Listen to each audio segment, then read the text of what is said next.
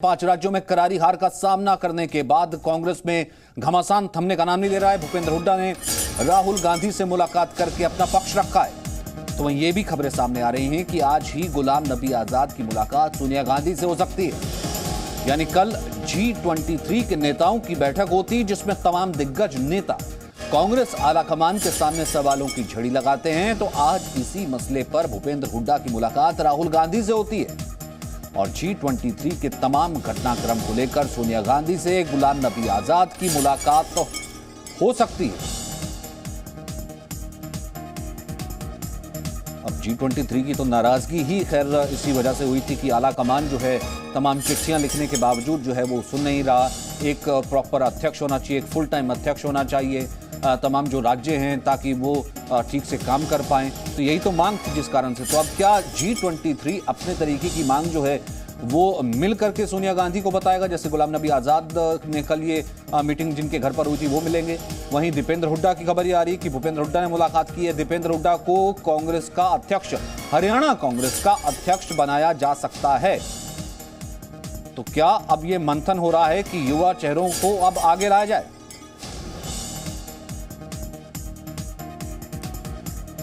तो 40 मिनट तक मुलाकात चली है और किस विषय पर बात हुई है?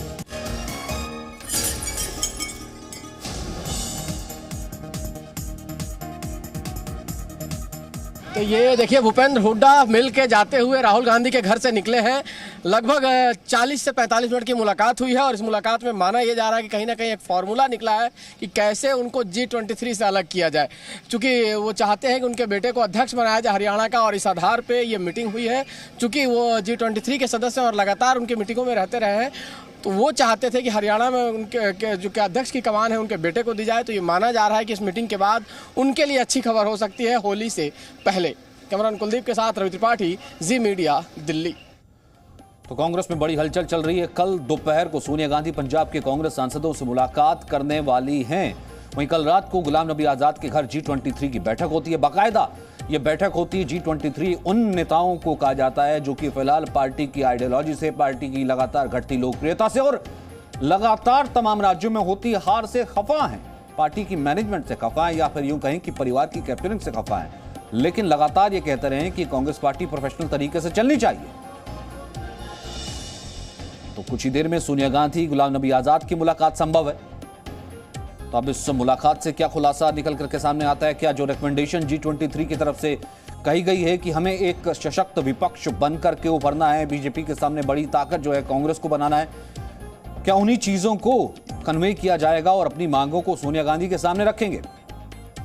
गुलाम नबी आजाद कहीं ना कहीं कह सकते हैं कि हम G23 नेताओं का रिप्रेजेंटेशन करेंगे जिस वक्त सोनिया गांधी से मुलाकात करेंगे। ये देखिए, कल रात को G23 की बैठक हुई। वहीं राहुल और भूपेंद्र हुड्डा की मुलाकात हुई है। 40 मिनट तक की मुलाकात चली है और गुलाम नबी आजाद और सोनिया गांधी की मुलाकात थोड़ी देर में होनी है।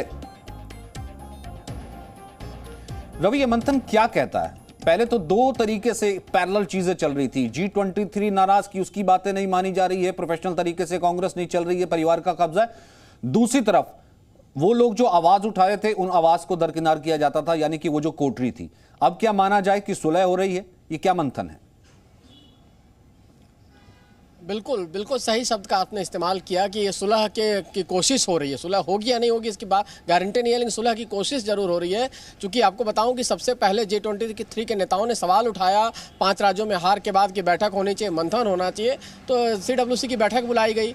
उस बैठक में जो बातें हुई, चूंकि G23 के तमाम नेता उस CWC के हिस्सा नहीं है, सिर्फ गुलाम नबी आजाद और आनंद शर्मा हैं। तो आनंद शर्मा और गुलाम नबी आजाद ने इसीलिए आजाद साहब के घर पर यह बैठक बुलाई गई कि G23 के नेताओं को बताया जाए कि आखिर CWC की बैठक में क्या क्या बातें हुई, सोनिया गांधी ने क्या कहा, गुलाम नबी आजाद ने क्या सवाल उठाए थे। तो उन सारी चीज़ों से उनको ब्रीफ किया गया। और अब जो है जो G23 के नेताओं ने जो सवाल उठाए हैं आजाद साहब के सामने, उन बातों को गुलाम नबी आजाद जाकर चलेगा कि ये सुलह होती है या नहीं होती है, या फिर दोबारा वही सवाल उठाया जाता है कि नहीं राहुल गांधी को अध्यक्ष बना दिया जाए, या फिर कहीं ना कहीं डेमोक्रेटिक तरीके से कोई और सोल्यूशन सामने आता है। Presenting B News app available on Google Play and App Store. Download it now.